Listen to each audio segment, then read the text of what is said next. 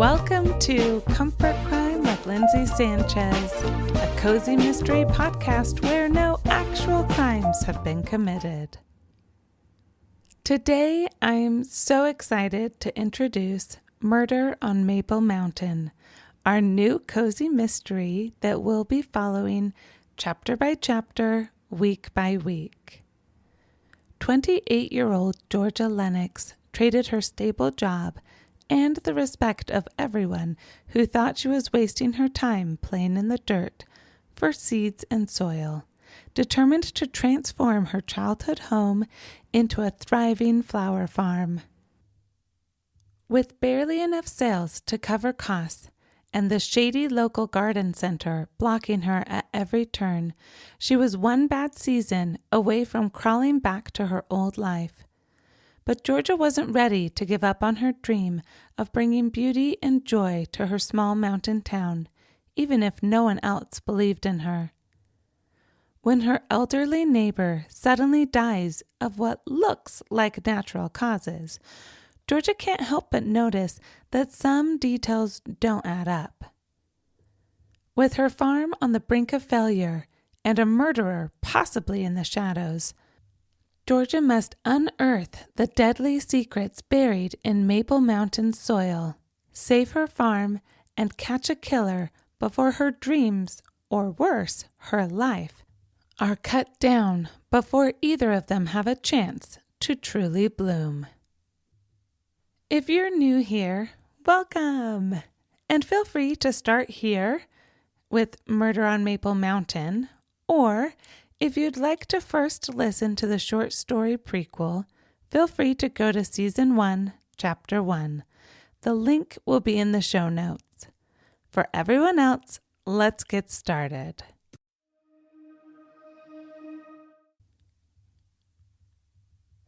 Murder on Maple Mountain, Chapter 1. Georgia paused, her clippers at the base of a long dahlia. Despite her hat and the fact that it was late October, the morning sun wrapped her in heat. She swiped the back of her hand across her forehead to wipe the droplets of sweat growing there, as a breeze blew through her little flower field, making the roses, zinnias, and dahlias dance. As pleasant as the cooling wind was, there was a warning in it. Though Georgia was far from an expert in flowers, weather, or anything really, she could almost smell the snow coming. She had to get these flowers harvested and sold, or she'd lose the crop. Her phone buzzed in her back pocket. She glanced at the screen. Sienna, her sister. Georgia considered not answering. She considered clipping the flower she was still holding and moving on to the next, and the next, before she had to pack up her truck and head into town. But if she didn't answer now, Sienna would call again, and again, until eventually Georgia had to answer. Or worse, her sister might show up. She did that sometimes. Georgia sighed, cut the dahlia with more aggression than was strictly necessary, and answered the phone. What? Georgia said, sounding rude even to herself. Whoa, Sienna said, immediately defensive. I'm sorry. Georgia didn't need a fight with her sister. She didn't even want one. All she wanted was to pick her flowers and go to the farmer's market. But when she said it like that, she sounded like a spoiled child, even in her own head. I'm sorry, she said again, meaning it this time. Okay, it's fine, Sienna answered, as if waving away Georgia's grumpiness. Listen, I need your help. The kids and I are meeting Paul in London for 2 weeks, and I need you to watch the house for me. Why? It's not like you have a dog. You live in a gated community and no one cares about our old cabin. The old cabin was technically Sienna's house now. She and Daniel were working with architects and interior designers and practically begging the city to approve their plans and let them rip the little cabin apart. But until that happened, it was, and probably always would be, the escape their dad had built the year they needed to get away. Yeah, I know, Sienna agreed, but 2 weeks is a long time, and I'd feel better if the house wasn't empty. You leave your house empty all the time, Georgia argued. Sienna lived up the canyon, only about a 20-minute drive, close enough to make her request reasonable, but far enough away to make it extremely annoying. Georgia would do it if she had to, if the request made any sense at all. I still don't get why you need someone there. Fine, Sienna said. Hold on. Let me go into the other room. Her voice came through muffled, like she was holding the microphone away from her or covering it with her hand. You two stay here. You eat your snacks. Mommy will be right back, Sienna said, undoubtedly to her 2 children. There was a click, like a door locking. I don't want the kids to know, Sienna's voice came through in a clear whisper. But there have been some weird things lately. What kind of weird? Georgia wasn't the type to scare easily, but the fact that her sister was scared to leave her house unattended, and also worried that it was inappropriate for her children to hear, made a little shiver run down Georgia's spine. I don't know, Sienna admitted, not too convincingly. It's just, I don't know. Rose's house was broken into last month, and the entrance gate, there have been a few unaccounted for attempts. Nothing serious. It's just nothing like that's ever happened here before. And you were going to have me stay there without telling me? No, of course I was going to tell you. I just wasn't going to tell you in front of my children. Annoyance came through even in Sienna's whisper. Please, her tone softened. The kids and I haven't seen Daniel in almost a month. He was supposed to come home tomorrow, but work rerouted him last minute. Some emergency in London. Georgia hesitated, sitting back on her heels and looking at her little flower farm. Please, Sienna said again. She was begging now. Plus, you know we can't leave Rose up here by herself. What if it snows? Georgia got up, filled 6 black buckets with a few inches of water, and quickly distributed the fresh flowers between them, holding the phone to her ear with her shoulder. Fine, Georgia said. When do you leave? This afternoon. Georgia listened to Sienna as she loaded the truck for the farmer's market. By the time she had driven to Willow Creek Park, her sister had over-explained every inch of the cabin she lived in, like Georgia had never been there before, like it hadn't been her favorite getaway for almost a decade. And don't forget to hold down the handle when you flush the toilet for at least 5 seconds. Like I'm serious, Georgia, it won't go down. I think I can handle flushing a toilet. Georgia parked the truck next to the Stairway to Heaven bakery van. Sienna, Georgia cut off her sister. I have to go. If there's anything else that's really important, write it down. I'll be there tonight. You and the kids have fun. Tell Daniel hi for me. Georgia hung up the phone before her sister could protest. She turned off the truck, grabbed a little tube of sunscreen out of her bag, and put a fresh coat on her face before donning her hat and hopping out. The market was already in full swing. All the regulars, mostly retired couples and caregivers with young children. There were college kids in between classes and the occasional professional on their lunch break, all walking up and down the sidewalk of the local park that once a week served as the main street for Dogwood's tiny farmer's market. Georgia grabbed the closest bucket of flowers and hurried over to her booth. "Let me help." Lisa, Georgia's best friend, must have seen her coming because she met her halfway and grabbed the bucket, freeing Georgia to go back to her truck for another. When all the flowers were unloaded, Georgia sat on the little stool behind her booth and took a deep breath, letting the stress at getting to the market and her annoyance at Sienna all melt away.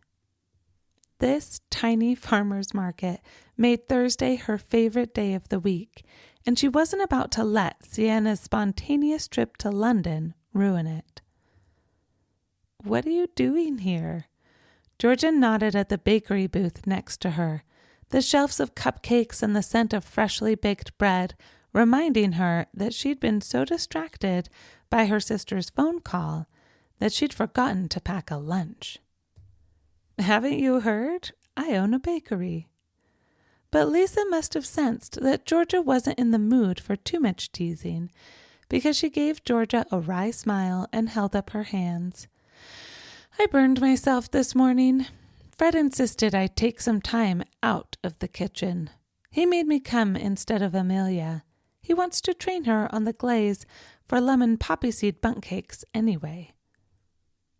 "You shouldn't have been helping me unload." Georgia gently took Lisa's hand in hers, looking at the bandages along every finger. "It's fine." Lisa pulled her hand away. "It looks worse than it is, and I used my palms. My fingers didn't help at all." "Hello, ladies." A sweet-looking lady came to Georgia's booth. She picked up a white lysianthus and smelled it, smiling. "Hi, Rose," Lisa said, hurrying back to her booth as if she'd just remembered why they were there. "Good morning, Rose." Georgia got a vase out from under the table, filled it with a few inches of water, grabbed her pruning shears from her back pocket, and waited as Rose picked out flowers, smelling each one before handing them over with a smile. "I believe I was here first." A stern voice cut through the chatter as an equally stern woman appeared at Georgia's booth. Georgia jumped, startled, but quickly forced a smile to hide her surprise. "Good morning, Ivy," Lisa cut in, coming to Georgia's rescue again. "Would you like to choose a cake while you wait for your turn to make a bouquet?" "No, I most certainly would not." Ivy drew herself up to her full height of 5 feet 6 inches, including her pumps. She wasn't a large woman, but the gloomy cloud of misery she dragged with her gave her an impressive presence. "I was here before Rose, and just because she's named after a flower doesn't mean she can cut the line." Georgia looked down the calm sidewalk, just to check she wasn't missing some invisible crowd. There was no line, nor had there ever been. There were almost as many booths at the market as there were people, and you tended to just rotate like one would an exercise machine at the gym. If someone was already there, you did something else until they left. Not Ivy. "Oh, go ahead and help the old prune." Rose stepped back, nodding at Ivy. "I'd rather choose my flowers without her shadow." "Thank you, Rose," Georgia mouthed, as she clipped each stem that Ivy handed her to just the right height and angle, and arranged the flowers for the sour woman, handing her the vase. "The bouquet last week died the next day, so I believe this week it's not necessary for me to pay." The woman strode to Lisa's stall, picked up her pre-order from the shelf, and left, leaving the 3 ladies behind, stunned and speechless. "What a horrible woman," Lisa finally broke the silence. "Don't speak poorly of your elders," Rose said, lightly chiding Lisa. "You called her an old prune." Well, I look as old as she does, so we're basically the same age. Rose held out a shaking hand to Georgia, giving her a small wad of folded bills. Plus, that woman eats bitterness for breakfast. Thanks, Rose. Georgia accepted the money, knowing better than to argue with her. Can I take those to your car for you? Rose waved away her offer as she moved on to the Stairway to Heaven bakery booth, where Lisa was waiting. Your usual? Lisa said, with an even brighter smile than she'd greeted Georgia with. Rose was everybody's favorite. As much as she lived alone in her big cabin on the hill, she was more a part of this community than almost anybody else. Always ready to support, always there when you needed her. I ordered ahead this time, Rose said, patting Lisa's hand as she looked at the bandages, the way Georgia had. And it looks like you met a bit of trouble on your way here. They're not as bad as they look, Lisa laughed, but she let Rose fuss over her burns for a minute before turning to the pre-order shelf. Let me get your cake. Lisa moved to another shelf, then another. I'm sure Fred packed it, but maybe he left it in the box when we set up. I'll grab it for you. Georgia went to help. She didn't have any other customers yet, and though Lisa would never admit it, Georgia was sure her fingers hurt more than she was letting on. Rose. There was no cake with a label for Rose anywhere. Are you sure you pre-ordered it? Georgia asked. Oh, yes, I put it in yesterday. I'm not that old yet. Is it your usual? Lisa stepped in again. I'll grab another and package it up quickly. Sorry about the mix-up, Rose. Lisa tilted her head toward the display of mini buns. Not to worry, dear. Rose looked at the selection. I'll take whatever you've got extra of. How about the chocolate mint? She pointed to a little cake in its plastic container. Are you sure? Lisa asked. I'm sure, darling. And don't forget this. She tried to hand Lisa a small wad of folded bills just as she had Georgia. Oh, no, you don't, Lisa said, backing away from the money. If you ordered online, you already paid. The least we can do is make sure you get some cake. No, dear. I paid for the one I ordered. I didn't pay for this one. Rose set the money on the table, clearly done arguing. Can I help you to the car now? Georgia held up the vase of flowers. I've got these, dear, Rose said, wrapping her arm around the vase, the cake in the other hand. But if you would get the pumpkin over there from that pile, the one with the yellow sticker, and bring that to the car for me, that would be helpful. How about I do both? Georgia squeezed between her and Lisa's booth and took the flowers from Rose. I'm not that feeble, Rose chuckled, but let Georgia take the vase all the same. Not yet. Of course you're not, Georgia said, as she caught Lisa's eye. The last decade had taken a toll on Rose. She hadn't been that far off when she'd compared herself to Ivy, though the other woman had about 20 years on her. After getting Rose settled in her car and arranging the flower vase so it wouldn't fall as she drove, Georgia jogged to the line of trees at the far corner of the park, where a truck had dumped a pile of pumpkins so large Georgia doubted if they'd ever sell them all, even if everyone in town bought one. Or two. But maybe the mayor had requested more to decorate City Hall. Yellow sticker, yellow sticker, yellow sticker. There was a blue sticker and a ginormous pumpkin with a red sticker. Ah, in the back, just to the side, a yellow sticker. Georgia walked around the pile and stopped. A shopping bag, its contents scattered, a half-eaten cake, George's vase of flowers, and Ivy Monroe lay on the ground, her eyes and mouth wide open as if in shock. A green sticker stuck to her thumb. Ivy? Georgia went to the woman, crouching next to her, her hands hovering. Ivy? Georgia said again, louder this time. When the woman didn't respond, didn't so much as flinch, Georgia knelt in the drift of dead leaves, their dry fingers crunching beneath her weight. This low to the ground, nothing but dirt and freshly picked pumpkins filled the air. Georgia put 2 fingers to the side of Ivy's neck to check for a pulse and started to scream. If you enjoyed this episode, please share it with a mystery-loving friend or consider leaving a review on your favorite podcast player. Most of all, thank you so much for being here today. I loved it, and I'm already excited for next week.